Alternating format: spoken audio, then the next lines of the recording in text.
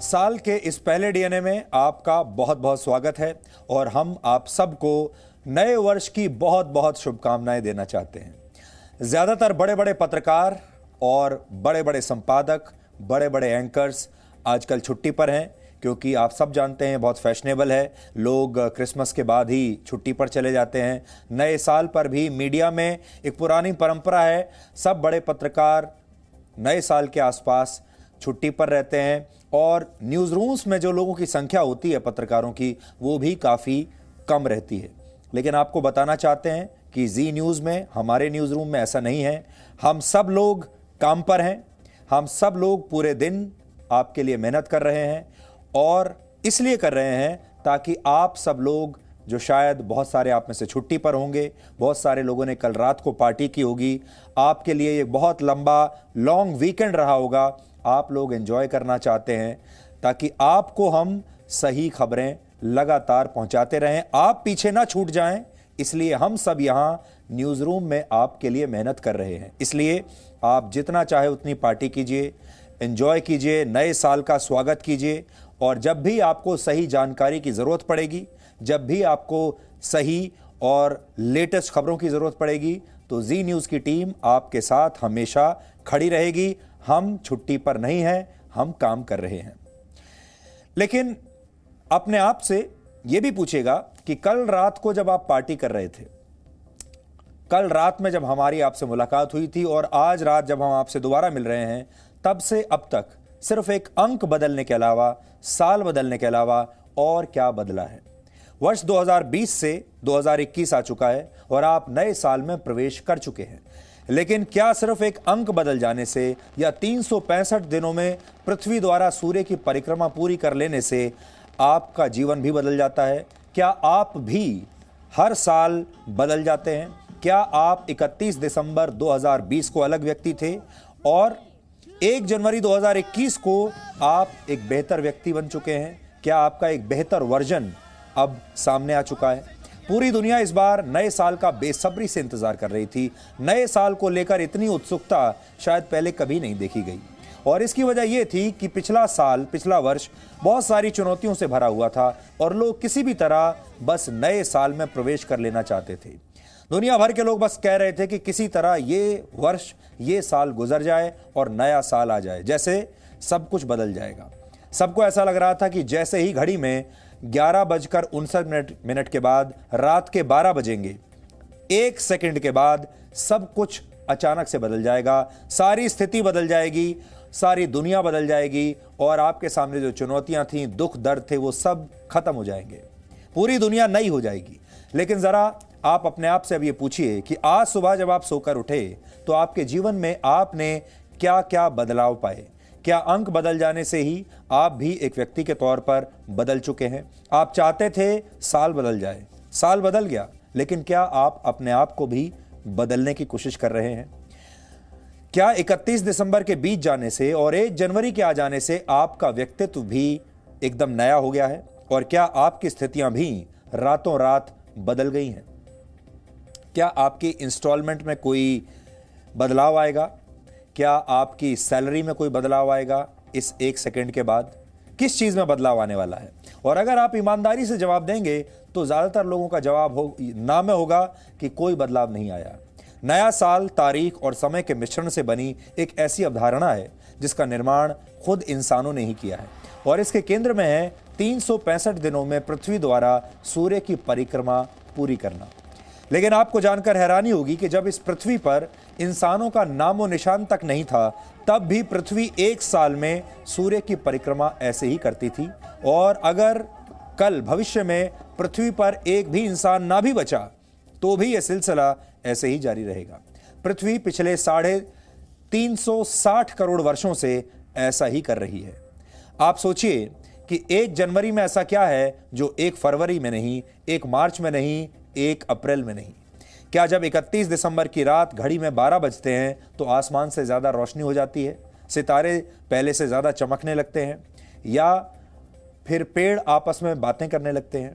31 दिसंबर की रात या 1 जनवरी की सुबह ऐसा कुछ नहीं होता और सच तो यह है कि वर्ष के किसी भी दिन ऐसा नहीं होता। जब अंकों के बदलने से प्रकृति अंश मात्र भी नहीं बदलती, तो भला इंसान किसी बड़े बदलाव की उम्मीद क्यों करते हैं? आज इसी पर हम आपसे बात करना चाहते हैं कि आप नए साल को लेकर इतना उत्साहित क्यों होते हैं। 1 जनवरी को लोग बड़ी बड़ी प्रतिज्ञाएं भी लेते हैं और आपने भी ली होंगी। इन्हें हम न्यू ईयर रेजोल्यूशंस कहते हैं। लेकिन आप जरा खुद से पूछिए कि पिछले वर्ष आपने जो प्रतिज्ञाएं ली थी, उनमें से आपने कितनी पूरी की थी। पिछले वर्ष 80 करोड़ लोगों पर एक स्टडी की गई। उस स्टडी के आधार पर यह दावा किया गया था कि इनमें से ज्यादातर लोग अपने न्यू ईयर रेजोल्यूशंस का पालन 19 जनवरी तक भी नहीं कर पाए, यानी 19 दिन भी इनका पालन नहीं कर पाए।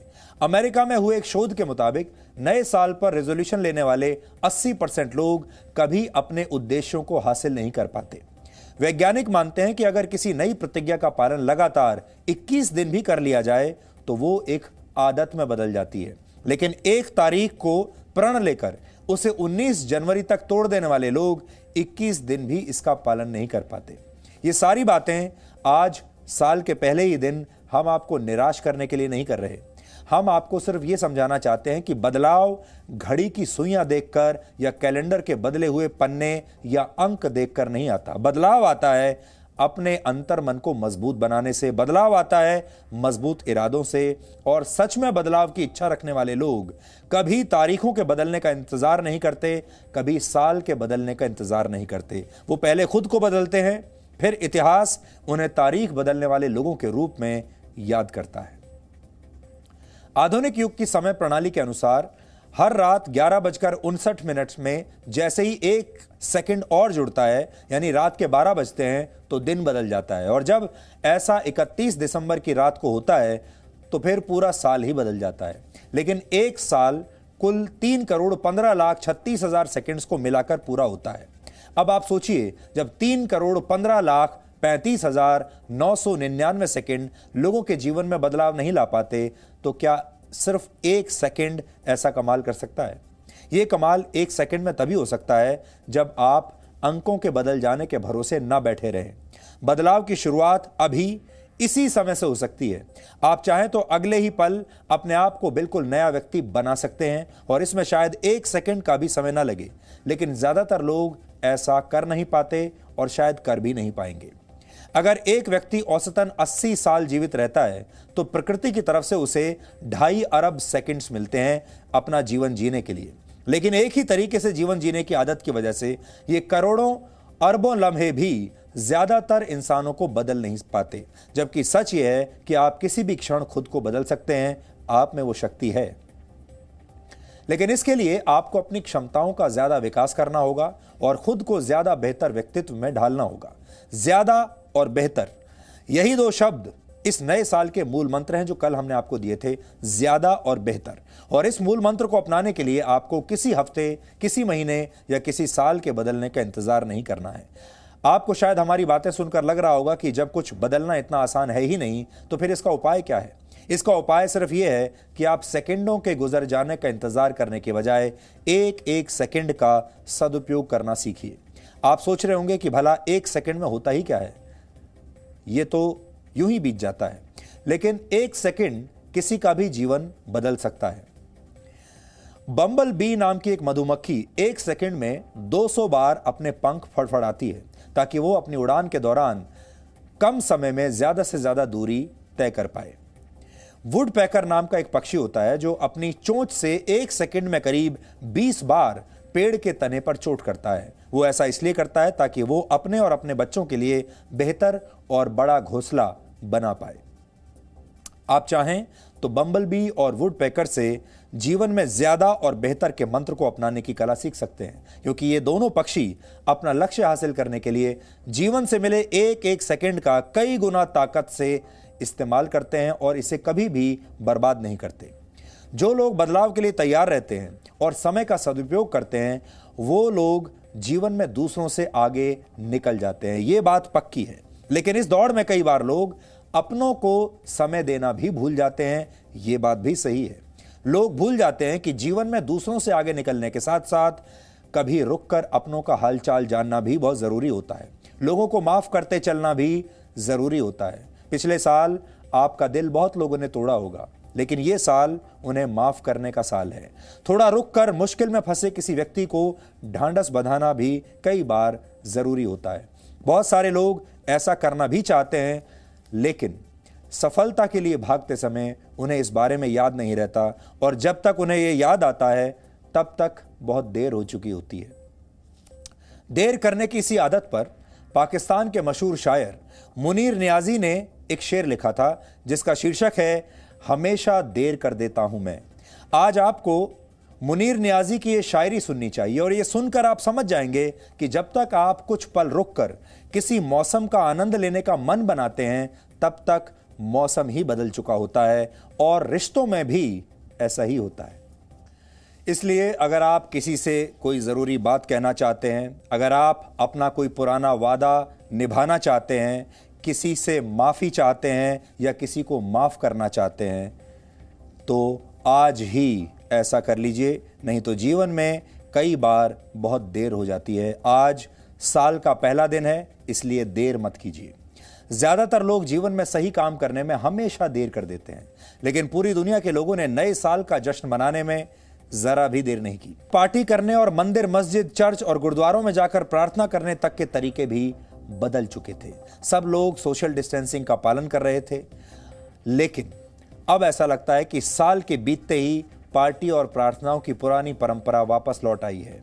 नया घर, नई गाड़ी, नया निवेश या फिर नई नौकरी की शुरुआत, हम सभी के जीवन में जब भी कुछ नया होता है हम सबसे पहले भगवान को याद करते हैं। हम इन्हें नए साल में प्रवेश का गेटवे मान लेते हैं और सोचते हैं कि नए साल के साथ सब कुछ बदल जाएगा, लेकिन ऐसा होता नहीं है। इसे आप आज देश भर के मंदिरों के बाहर लगी लाइनों के जरिए समझने की कोशिश कीजिए कि आज हमारे देश के लोगों ने साल के पहले दिन कैसे भगवान से आशीर्वाद लेकर अपने दिन की शुरुआत की और अपने नए वर्ष की भी शुरुआत की। दिल्ली में साईं बाबा मंदिर और झंडेवाला मंदिर में आज लोगों ने सबसे पहले भगवान के दर्शन किए, लेकिन सोशल डिस्टेंसिंग के नियमों को बिल्कुल भुला दिया। ये दिल्ली की तस्वीरें हैं, देश की राजधानी है। सोशल डिस्टेंसिंग आपको यहां खोजने से भी नहीं मिलेगी।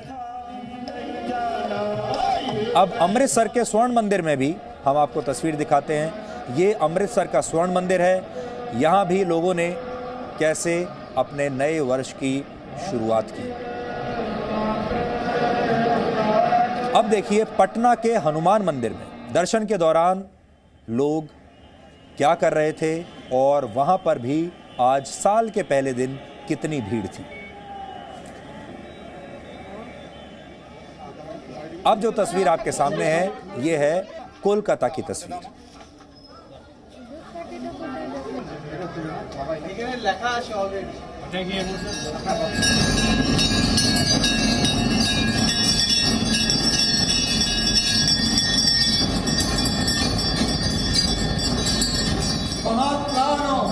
महायोगी महेश्वर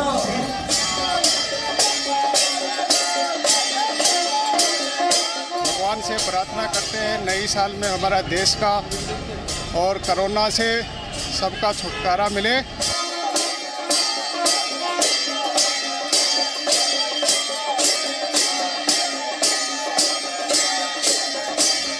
पिछला वाला साल मुश्किलों भरा रहा सब लोगों के लिए।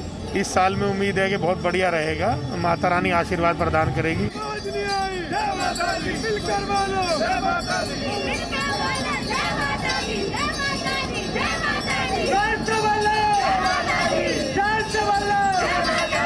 मैंने प्रार्थना किया कि जो कुछ भी अभी चल रहा है वो सब ठीक हो जाए। चाहते हैं कि जैसा कोरोना महामारी था उस टाइप का इस साल ना हो। 2021 में अच्छा सा बीते।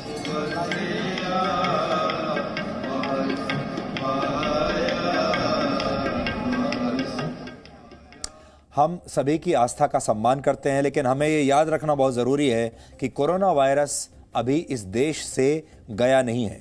इस वायरस का खतरा अभी टला नहीं है। हमारे देश में कोरोना वैक्सीन की मंजूरी बहुत जल्द मिल सकती है, किसी भी पल।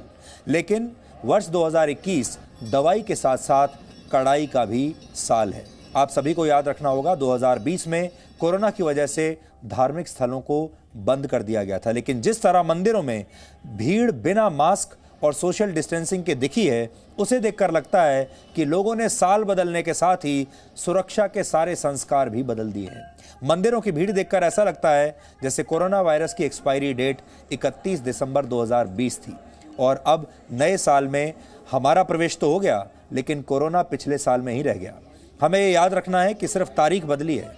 जैसे 30 नवंबर के बाद 1 दिसंबर आया था, उसी तरह 31 दिसंबर के बाद 1 जनवरी आई है। देश में कोरोना के 2,54,000 एक्टिव केस हैं और कुछ दिन पहले ही ब्रिटेन से 70% तेजी से फैलने वाला वायरस का नया स्ट्रेन भारत में प्रवेश कर चुका है। ऐसे में आपके लिए सावधानी बहुत जरूरी है। लोग पार्टी भी कर रहे हैं और बिना सोशल डिस्टेंसिंग के प्रार्थना भी कर रहे हैं, क्योंकि इन्हें लगता है कि कोरोना की वैक्सीन अब आने ही वाली है।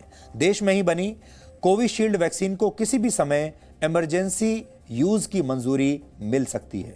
कुछ ही दिनों में लोगों तक ये वैक्सीन पहुंच जाएगी। हालांकि उससे पहले ही वैक्सीन के साइड इफेक्ट्स का डर लोगों तक पहुंच चुका है और आज हम इसी डर को दूर करने की कोशिश करेंगे। सबसे पहले आपको इमरजेंसी यूज का मतलब बताते हैं। आप तक सही और सुरक्षित दवा पहुंचाने की जिम्मेदारी सरकार की है। दवाओं की शुद्धता का प्रमाण पत्र भारत के ड्रग कंट्रोलर जनरल देते हैं। इसके लिए दवा कंपनी के दावों की जांच की जाती है और इंसानों पर दवा के प्रयोग की रिपोर्ट देखने के बाद ही अंतिम फैसला लिया जाता है और वो इस बारे में कि दवा आम लोगों के लिए इस्तेमाल करने लायक है भी या नहीं। सुरक्षित वैक्सीन का निर्माण एक बहुत लंबी प्रक्रिया होती है और इसमें आमतौर पर 8 से 10 वर्ष का समय लग जाता है। वैक्सीन के ट्रायल्स पूरे होने से पहले ही अगर इसके इस्तेमाल करने का फैसला ले लिया जाए, तब इसे इमरजेंसी यूज ऑथराइजेशन कहते हैं। यानी अगर आप नॉर्मल प्रोसेस से जाएंगे तो अभी आपको बहुत लंबा इंतजार करना पड़ेगा किसी भी नई वैक्सीन के लिए, लेकिन उस पूरे प्रोसेस को बाईपास करके अगर इमरजेंसी यूज में आपको तुरंत उसे लाना है, तब ये शब्द इमरजेंसी यूज आता है। कोरोना वायरस लगभग 1 वर्ष पुरानी बीमारी है। इसकी वैक्सीन को तैयार करने के लिए बहुत कम समय मिला है। अब भी इस वैक्सीन के परीक्षण और प्रयोग जारी हैं, लेकिन कोरोना एक संक्रामक और जानलेवा बीमारी है, इसलिए इसका नया स्ट्रेन भी सामने आ गया है। इसलिए इसे अभी रोकना बहुत जरूरी है। ऐसे हालात में वैक्सीन के इमरजेंसी यूज की इजाजत दी जाती है। इमरजेंसी इस्तेमाल की जरूरत तब होती है जब किसी महामारी की वजह से मौत और मरीजों का आंकड़ा बहुत ज्यादा हो जाए और वैक्सीन से नुकसान कम और फायदा ज्यादा होता हो। इसका मतलब यह है कि आप तक पहुंचने से पहले वैक्सीन की जांच हो चुकी है, उत्पादन के समय भी इसकी जांच चलती रहेगी और इससे आपको डरने की बिल्कुल जरूरत नहीं है। यह वैक्सीन सुरक्षित है, लेकिन इसका असर कितना सटीक होगा, इसका आंकड़ा बदल भी सकता है। इस समय तक 2 डोज वाली कोविशील्ड वैक्सीन के 69% तक सफल होने की बात कही गई है, 69%। लेकिन यह इस वैक्सीन की एफिकेसी है, इफेक्टिवनेस नहीं। एफिकेसी का मतलब होता है ट्रायल के दौरान इस वैक्सीन में हर 10 में से 7 लोगों को ठीक करने की क्षमता पाई गई, लेकिन असल जीवन में यह जितने लोगों को ठीक करेगी उससे इसकी असली इफेक्टिवनेस आंकी जाएगी। आमतौर पर ट्रायल में जो लोग शामिल होते हैं वो स्वस्थ होते हैं, यानी उन्हें पहले से कोई बीमारी नहीं होती। लेकिन जब यह वैक्सीन असल जीवन में देश के करोड़ों लोगों को दी जाएगी तो इसके असली असर बाद में पता चलेगा, क्योंकि वो लोग जो हैं वो उनके शरीर अलग अलग तरह के होंगे, उनके बीमारियां भी अलग अलग तरीके की होंगी। भारत सरकार करोड़ों लोगों को वैक्सीन लगाने की तैयारी कर रही है, लेकिन सरकार के सामने लोगों के मन से वैक्सीन के डर को दूर करने की भी चुनौती है। हालांकि इस बीच देश में एक सर्वे किया गया, 11,000 लोगों पर की गई स्टडी से कुछ अच्छी बातें सामने आई हैं और वो ये हैं कि हर 10 में से 5 लोग वैक्सीन लगवाने के इच्छुक हैं और वो अपना नंबर आने का इंतजार कर रहे हैं, यानी वो चाहते हैं कि वो वैक्सीन लगवाएं।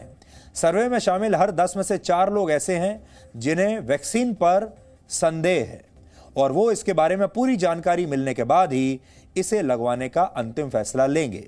वैक्सीन पर पूरी तरह से अविश्वास करने वाले इस वैक्सीन को लगवाना ही नहीं चाहते, क्योंकि उन्हें इस पर कोई भरोसा नहीं और हर 10 में से 1 व्यक्ति ऐसा निकला जिसे वैक्सीन पर भरोसा नहीं है और वो इसे नहीं लगवाना चाहता। हालांकि युवाओं के मुकाबले बुजुर्गों के मन में ज्यादा आशंकाएं हैं और हर 10 में से 6 बुजुर्ग वैक्सीन लगवाने के पक्ष में नहीं हैं। ये वो लोग हैं जिनके मन में कोरोना वैक्सीन को लेकर कई तरह की आशंकाएं हैं और यहीं पर फेक न्यूज़ फैलने की सबसे ज़्यादा गुंजाइश रहती है। इसलिए हम आपसे बार बार कहते हैं, इस वैक्सीन को लेकर अगर आपके पास कोई भी फेक न्यूज़ आए, गलत न्यूज़ आए, कोई अफवाह आए, तो आप उसे बिल्कुल भी फॉरवर्ड मत कीजिए और उस पर यकीन मत कीजिए जब तक वो कंफर्म ना हो जाए। जो लोग इस वैक्सीन से डर रहे हैं, उनका डर दूर करने के लिए हम कुछ महत्वपूर्ण बातें आज उन्हें बताना चाहते हैं। इसे आप बहुत ध्यान से सुनिएगा, क्योंकि वैक्सीन के खिलाफ फैलाए जा रहे भ्रम को दूर करने में ये जानकारी आपके बहुत काम आ सकती है। जन्म के तुरंत बाद बच्चों को BCG की वैक्सीन दी जाती है। आप सब इसके बारे में जानते होंगे, आपने अपने बच्चों को भी दी होगी, हो सकता है आपको भी लगी हो। यह वैक्सीन आगे चलकर उस बच्चे की TB जैसी खतरनाक बीमारी से रक्षा करती है। पर इस वैक्सीन के भी साइड इफेक्ट्स होते हैं जो शायद आपको पता नहीं होगा, और जब आप इसे लगवाते हैं तब आप इसके साइड इफेक्ट्स के बारे में पूछते नहीं। जब भी यह टीका बच्चों को लगाया जाता है तो शरीर के उस हिस्से में एक निशान बन जाता है और वहां पर कुछ समय के लिए एक अल्सर भी बन जाता है। लेकिन इस वैक्सीन का प्रभाव इतना अच्छा है कि इन छोटी मोटी दिक्कतों को और साइड इफेक्ट्स को अनदेखा कर दिया जाता है और चिकित्सा की भाषा में इसे सुपरवाइज्ड नेग्लेक्ट कहते हैं। आपने भी देखा होगा कि बच्चों को कोई भी वैक्सीन देने के बाद डॉक्टर कहते हैं कि अगले 24 से 48 घंटों में उसे बुखार भी आ सकता है या कुछ दूसरे लक्षण भी हो सकते हैं शरीर में। लेकिन इसके लिए चिंता करने की जरूरत नहीं है, क्योंकि बुखार कम समय तक रहने वाला एक छोटा सा साइड इफेक्ट है और वैक्सीन लंबे समय तक शरीर को सुरक्षा देती है। कोरोना वैक्सीन के लिए भी आपको यही फॉर्मूला अपनाने की जरूरत है। चिकित्सा विज्ञान में भविष्य से पहले वर्तमान की चिंता की जाती है। आप भी भविष्य से पहले वर्तमान की चिंता कीजिए। वैक्सीन की मदद से आप अपने आज की रक्षा करेंगे, तभी आप अपना कल देख पाएंगे। यह वैक्सीन आपकी रक्षा के लिए बनाई गई है, इसलिए साइड इफेक्ट्स की चिंता करने के बदले आपको अपने और अपने परिवार के वर्तमान के बारे में सोचना चाहिए। साइड इफेक्ट्स एक शब्द है, लेकिन उसे इतना बड़ा करके आपके मन में बैठा दिया गया है, डरा दिया गया है कि आपको लगता है कि न जाने कैसे साइड इफेक्ट होंगे। साइड इफेक्ट्स लगभग हर दवाई के होते हैं। जो सारी दवाइयां आप जीवन भर खाते आए हैं उसके भी साइड इफेक्ट्स होते हैं। जो बड़ी बड़ी वैक्सीन्स आप अभी तक अपने जीवन में लगाते आए हैं उनके भी साइड इफेक्ट्स होते हैं। अब हम कोरोना वैक्सीन पर कुछ सवालों के जवाब देकर आपके इस डर को दूर करने की कोशिश करेंगे। पहला सवाल, कोरोना की वैक्सीन कितनी सुरक्षित है? आप सबके मन में यही सवाल है। वैक्सीन को मंजूरी दिए जाने से पहले हजारों लोगों पर इनका इस्तेमाल किया गया है। विदेशों में और भारत में भी किसी वैक्सीन को अनुमति तभी दी जाती है जब उनके पूरी तरह से सुरक्षित होने का भरोसा हो, और अब तक दुनिया भर में 30 लाख से ज्यादा लोगों को वैक्सीन लगाई गई है और उनमें से बहुत कम लोगों को ही थोड़ी बहुत परेशानियां हुई हैं। भारत में वैक्सीन लगाने के बाद 30 मिनट तक उन लोगों को मॉनिटर किया जाएगा। अगर किसी को कोई परेशानी हुई तो तत्काल उसका उपाय किया जाएगा। हालांकि ऐसा होने की संभावना बहुत कम है। दूसरा सवाल लोग जानना चाहते हैं कि क्या वैक्सीन की पहली डोज के बाद ही वो कोरोना वायरस से सुरक्षित हो जाएंगे? इसका जवाब है नहीं, पहली डोज के बाद नहीं।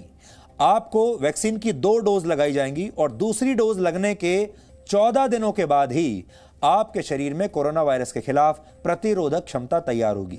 वैक्सीन लगवाने के बाद भी आपको फेस मास्क, सोशल डिस्टेंसिंग और हैंड सैनिटाइजर का इस्तेमाल करते रहना होगा। अगला सवाल है कि वैक्सीन लगने के बाद कितने समय तक आप सुरक्षित रहेंगे? अब तक की रिसर्च के मुताबिक वैक्सीन का असर 6 महीने तक रहेगा। हालांकि वैज्ञानिकों ने कहा है कि यह वैक्सीन हमारी प्रतिरोधक क्षमता को आने वाले कई वर्षों के लिए मजबूत कर सकती है। हालांकि अभी इस पर और रिसर्च करने की जरूरत है, लेकिन 6 महीने तो आप मानकर चलिए। अब आपको बताते हैं कि जब सरकार वैक्सीन के इमरजेंसी इस्तेमाल पर अंतिम फैसला ले लेगी तो आप तक पहुंचने की प्रक्रिया क्या होगी। सबसे पहले केंद्र सरकार इस वैक्सीन को हवाई जहाज के जरिए अलग अलग राज्यों तक पहुंचाएगी। फिर हवाई अड्डे से इन्हें एक रेफ्रिजरेटेड वाहन में रखकर कोल्ड रूम्स तक ले जाया जाएगा। इसके बाद वैक्सीन को आइस बॉक्सेस में रखकर स्वास्थ्य केंद्रों तक पहुंचाया जाएगा, जहां इन वैक्सीन को 2 डिग्री से 8 डिग्री सेल्सियस के तापमान पर स्टोर किया जाएगा। फिर इन्हें छोटे छोटे आइस बॉक्सेस में वैक्सीनेशन कैंप्स तक ले जाएंगे और इस पूरी प्रक्रिया पर जीपीएस द्वारा नजर रखी जाएगी। यानी सरकार को और प्रशासन को पता होगा कि कौन सा आइस बॉक्स, कौन सी वैक्सीन इस समय कहां है। हो सकता है कुछ समय बाद वैक्सीन आपके शहर में पहुंच जाए, लेकिन इस वैक्सीन के लिए आपका नंबर कब आएगा यह भी आप जान लीजिए। पहले चरण में यानी पहले फेज में यह वैक्सीन सिर्फ डॉक्टर्स, नर्सेज और दूसरे स्वास्थ्य कर्मियों को ही मिलेगी। फिर दूसरे फेज में यह पुलिसकर्मियों को मिलेगी, पत्रकारों को मिलेगी, यानी लगता है हमें भी मिल जाएगी। फिर सैनिटेशन वर्कर्स को मिलेगी और 50 साल से ऊपर के लोगों को मिलेगी। तीसरे चरण में 50 वर्ष से कम के बीमार लोगों को मिलेगी, ऐसे लोगों को मिलेगी जिन्हें और भी कई बीमारियां हैं।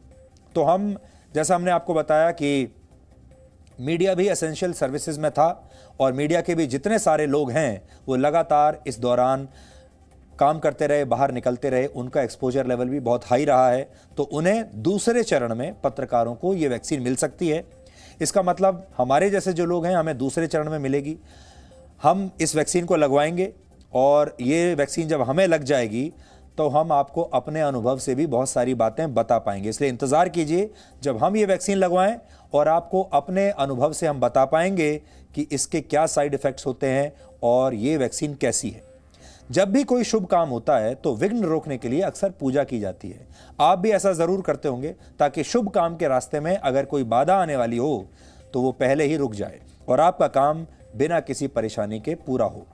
आपके पास कोरोना वैक्सीन का पहुंचना भी इस नए साल का सबसे शुभ और ज़रूरी काम है और कोरोना वैक्सीन के साइड इफ़ेक्ट्स का डर वो विघ्न है जो इस महामारी को पूरी तरह से ख़त्म करने के रास्ते में एक बड़ा स्पीड ब्रेकर है। और आज हमने आपके इसी भय को, इसी डर को दूर करने की कोशिश की है। हम उम्मीद करते हैं कि आप सब लोगों के मन में जो डर होगा इस वैक्सीन को लेकर, उसे आज हम आपके मन से निकालने में सफल रहे होंगे। आगे भी हम इस पर शोध करते रहेंगे। जैसे जैसे नई नई बातें इस वैक्सीन के बारे में पता चलेंगी हम आपके साथ ज़रूर शेयर करेंगे। आज इस वैक्सीन की ज़रूरत इसलिए पड़ी क्योंकि चीन से शुरू हुआ कोरोना वायरस देखते ही देखते पूरी दुनिया में फैल गया, आपके शहर, आपके मोहल्ले में भी आ गया। लेकिन जब दुनिया इस वायरस से संघर्ष कर रही थी तब चीन चुपचाप भारत की सीमा के नज़दीक रेल लाइन बिछाने का काम कर रहा था। वो गलवान में क्या कर रहा था ये तो आपने देख लिया, लेकिन वो बाकी की सीमाओं के आसपास भी बहुत कुछ कर रहा था। इसलिए अब हम आपके साथ चीन की उस बीमारी पर चर्चा करना चाहते हैं जिसकी वैक्सीन शायद भारत ही तैयार कर सकता है और इस बीमारी का नाम है डर। और इसका सबसे बड़ा लक्षण है जासूसी। जब किसी व्यक्ति को पिछड़ने का और हारने का डर होता है तो वो जासूसी करता है और ऐसा ही कुछ चीन आजकल भारत के साथ कर रहा है। चीन की ये बीमारी कितनी पुरानी है और इसका इलाज क्या है, आज इस पर चर्चा करेंगे। लेकिन सबसे पहले आप चीन से आई दो बहुत महत्वपूर्ण खबरों को समझिए। पहली खबर यह है कि चीन ने अरुणाचल प्रदेश के नजदीक तिब्बत में रेल लाइन बिछाने का काम पूरा कर लिया है। यह रेल लाइन अरुणाचल प्रदेश में भारत की सीमा के बहुत करीब है और चीन इस प्रोजेक्ट को अपनी बहुत बड़ी सफलता मानता है। अहम बात यह है कि जब दुनिया भर के देशों में पिछले साल कोरोना वायरस की वजह से लॉकडाउन था तब भी चीन इस रेल मार्ग पर चोरी छिपे लगातार बिना रुके काम करता रहा। 2020 के अगस्त महीने तक चीन इस प्रोजेक्ट पर 70% काम पूरा कर चुका था। चीन भारत की सीमा से लगे अपने इलाकों में तो बहुत तेजी से विकास कार्य कर रहा है, लेकिन जब भारत अपने इलाके में ऐसा कुछ करता है तो चीन इसका विरोध करता है और धमकी देता है। आपको याद होगा जब अरुणाचल प्रदेश में इसी तरह का एक टनल प्रोजेक्ट शुरू किया तो चीन ने इसका खूब विरोध किया था। लेकिन अब जब चीन ने अरुणाचल प्रदेश की सीमा के इतने नजदीक अपनी रेल लाइन बिछा ली है तो वो चाहता है कि इस पर उससे कोई सवाल ना पूछा जाए। तो चीन से आई आज की ये पहली बड़ी खबर है कि चीन की जो रेल लाइन है वो अब लगभग अरुणाचल प्रदेश तक पहुंच चुकी है और आगे चलकर अगर कभी कोई युद्ध हुआ तो चीन इस रेल लाइन का भारत के खिलाफ बहुत युद्ध स्तर पर इस्तेमाल कर सकता है। इससे भारत को बहुत नुकसान होगा क्योंकि अभी तक हम इस तरह का विकास कार्य अपने उन राज्यों में नहीं कर पाए हैं जिनकी सीमा चीन से मिलती है।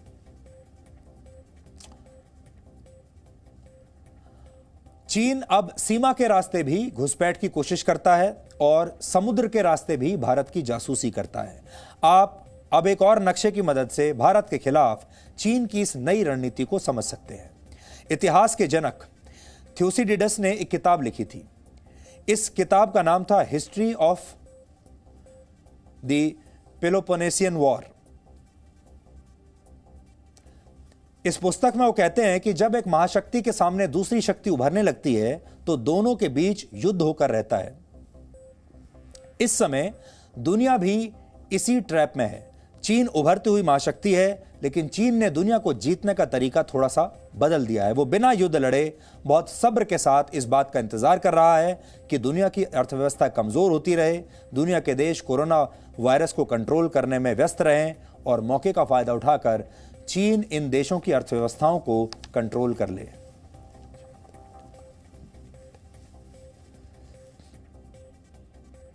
आगे हम आपको यह भी बताएंगे कि चीन कैसे समुद्र के जरिए अब हमारी जासूसी कर रहा है, अंडर वाटर ड्रोन्स के जरिए। चीन ऐसा देश है जो ताकत की भाषा ही समझता है और वो अपने पड़ोसियों के साथ दादागिरी करता है। अरुणाचल प्रदेश में भारत की सीमा के नजदीक रेल लाइन बिछाकर भी उसने ऐसा ही किया है। ये रेल लाइन प्रोजेक्ट क्या है, इसे आप कुछ पॉइंट्स में समझिए। ये रेल लाइन तिब्बत के लासा को नेयांगकी शहर से जोड़ेगी और इस 435 किलोमीटर लंबे रेल मार्ग पर 47 सुरंगें और 120 पुल बनाए गए हैं। तिब्बत का नियांगकी शहर अरुणाचल प्रदेश की सीमा से सिर्फ 80 किलोमीटर दूर है। तो आप सोच लीजिए कि चीन की रेलवे लाइन अरुणाचल प्रदेश से 80 किलोमीटर दूर तक पहुंच चुकी है। चीन का रेल नेटवर्क भारत की सीमा के बेहद करीब पहुंच चुका है। यह रेल लाइन चीन के सिचुआन प्रांत को तिब्बत से भी सीधा जोड़ने का काम करेगी। इससे सिचुआन और तिब्बत के बीच यात्रा में लगने वाला समय 48 घंटे से घटकर अब सिर्फ 13 घंटे रह जाएगा और इस पर 160 किलोमीटर प्रति घंटे की रफ्तार से ट्रेन चलेंगी। सोचिए 160 किलोमीटर की जो रफ्तार है, इतनी रफ्तार से तो हमारे देश में जो दूसरे राज्य हैं, जो हमारे देश के जो समतल राज्य हैं, जहां पहाड़ी इलाके नहीं हैं, वहां भी इतनी स्पीड से हमारे यहाँ ट्रेन नहीं चलती जितनी स्पीड से चीन तिब्बत में और अरुणाचल प्रदेश के आसपास ट्रेन चलाने वाला है। इस रेल मार्ग से चीन को एक और फायदा होगा और वो ये कि चीन जब चाहे भारी मात्रा में हथियार और अपने सैनिकों को अरुणाचल प्रदेश की सीमा तक पहुंचा सकेगा और ऐसा करके वो युद्ध के हालात पैदा करने की भी कोशिश कर सकता है। चीन इस रेल मार्ग के जरिए भारत पर दबाव बनाने की कोशिश करेगा और वो इसलिए क्योंकि चीन अरुणाचल प्रदेश को दक्षिणी तिब्बत का हिस्सा बताकर उस पर अपना दावा करता है। ऐसे में इस रेल मार्ग ने भारत की चिंता के मार्ग को भी काफी गहरा कर दिया है। भारत से लगती सीमाओं पर सड़कों और खासतौर से रेल नेटवर्क का विस्तार करना चीन की विस्तारवादी रणनीति का हिस्सा है। चीन इस पर 2 दशक से काम कर रहा है और इसका एक चिंताजनक पहलू यह है कि वो इसमें भारत के पड़ोसी देशों को भी शामिल कर लेता है। यानी आप कह सकते हैं कि सीमा पर शांति के मामले में भारत भाग्यशाली नहीं है। किसी भी चुनौती का मुकाबला करने के लिए सबसे जरूरी होता है हौसला और हमारी अगली खबर हौसले के बारे में ही है। यह खबर जम्मू कश्मीर से आई है, जहां पूजा देवी नाम की एक महिला जम्मू कश्मीर की पहली महिला बस ड्राइवर बन गई हैं। पूजा की एक बेटी है और उनके 2 बेटे हैं। पूजा का बचपन से ही ट्रक और बस चलाने का सपना था, जिसे पूरा करने के लिए शादी के बाद भी उन्होंने संघर्ष किया। और ये इतनी बड़ी उपलब्धि क्यों है, इसे समझने के लिए कुछ आंकड़े देखिए आप। जम्मू कश्मीर में महिलाओं की बेरोजगारी दर 20% है। ये पंजाब और हरियाणा से काफ़ी ज़्यादा है। जम्मू कश्मीर में हर 3 में से 1 महिला कुछ भी पढ़ने लिखने में असमर्थ है और दूसरे राज्यों की तरह जम्मू कश्मीर के भी ग्रामीण इलाकों में बेटियों के पैदा होने पर खुशी नहीं मनाई जाती। इन आंकड़ों से आप समझ गए होंगे कि इस महिला के लिए जम्मू कश्मीर की पहली महिला बस ड्राइवर बनना कितनी बड़ी उपलब्धि है। इस पर आज हमने एक रिपोर्ट साल के पहले दिन आपके लिए तैयार की है, ताकि हम आपको आज से ही कुछ सकारात्मक खबरें दिखाना शुरू कर सकें।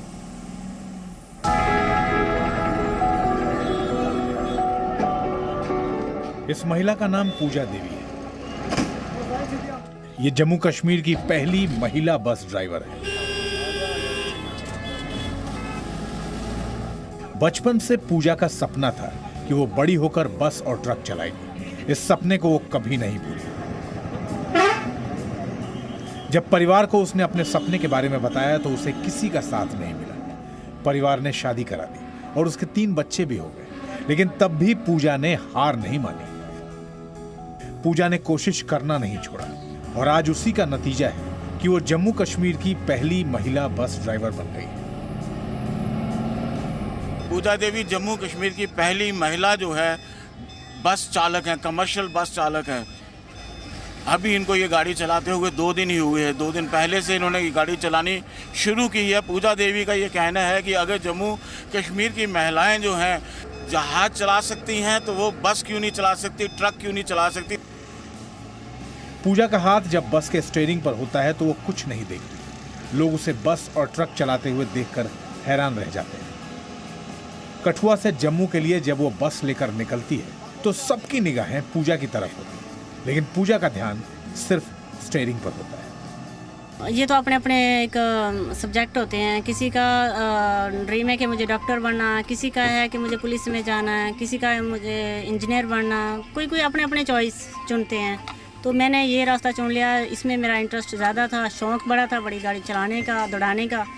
तो इसलिए मैंने ये थोड़ी थोड़ी कोशिश करती गई और आगे बढ़ती गई।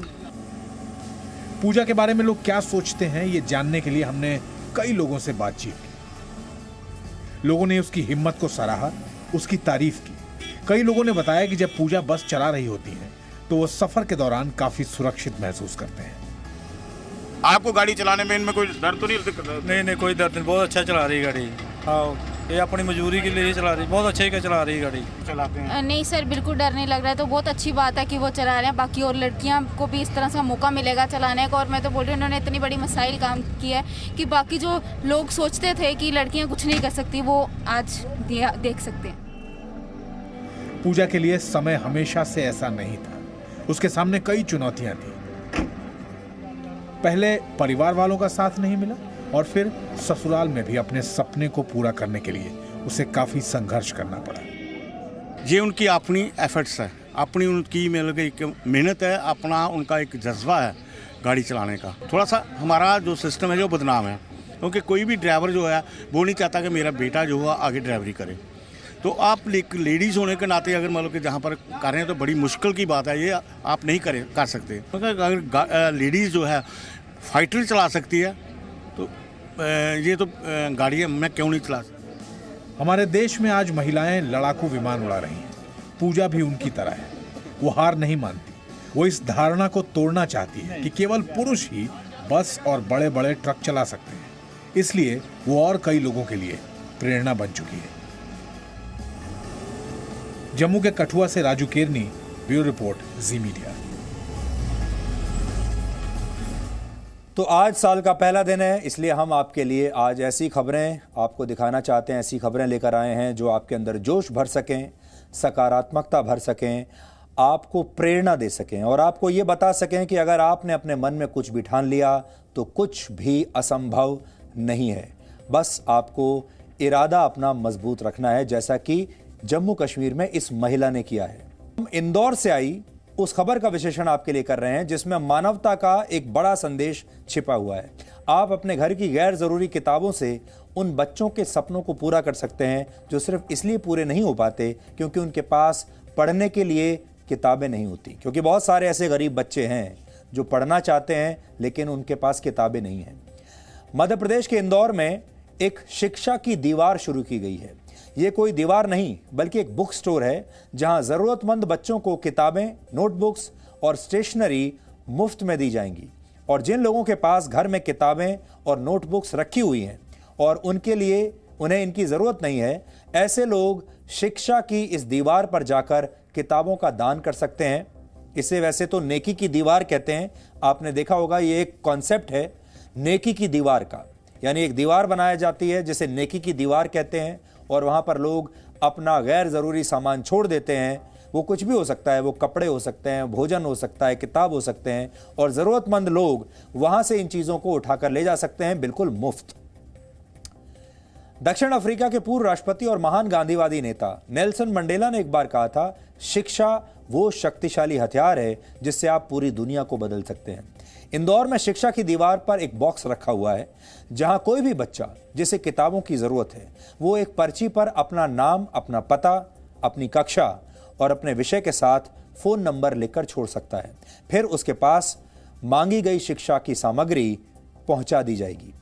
नियम यह है कि जिन विद्यार्थियों को किताबें दी जाएंगी वो अपनी पढ़ाई पूरी करने के बाद इन किताबों को फिर से इसी शिक्षा की दीवार के पास छोड़कर चले जाएंगे, ताकि इन किताबों को दोबारा किसी और जरूरतमंद विद्यार्थी को दिया जा सके।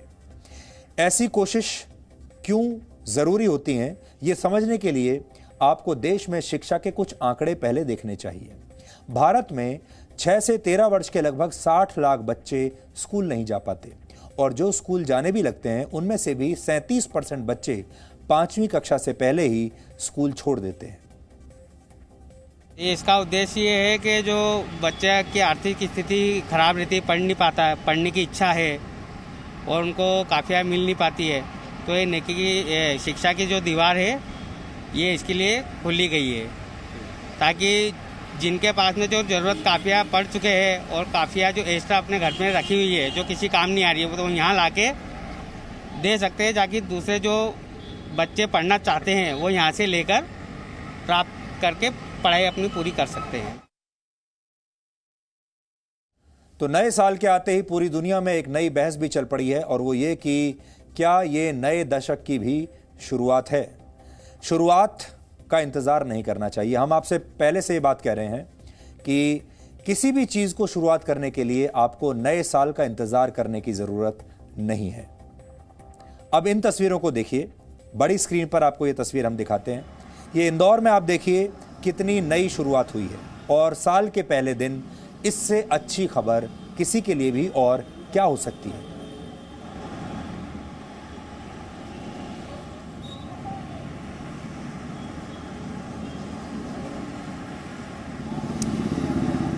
तो जी न्यूज़ की हमेशा से ये कोशिश रही है कि हम आपको इस तरह की प्रेरणा दे सकें, हम आपको बता सकें कि आप समाज के लिए क्या कर सकते हैं।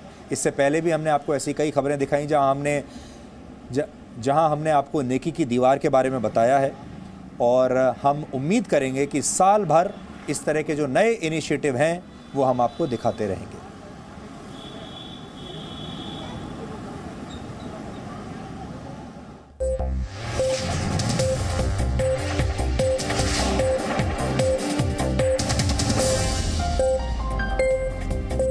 Presenting B News app, available on Google Play and App Store. Download it now.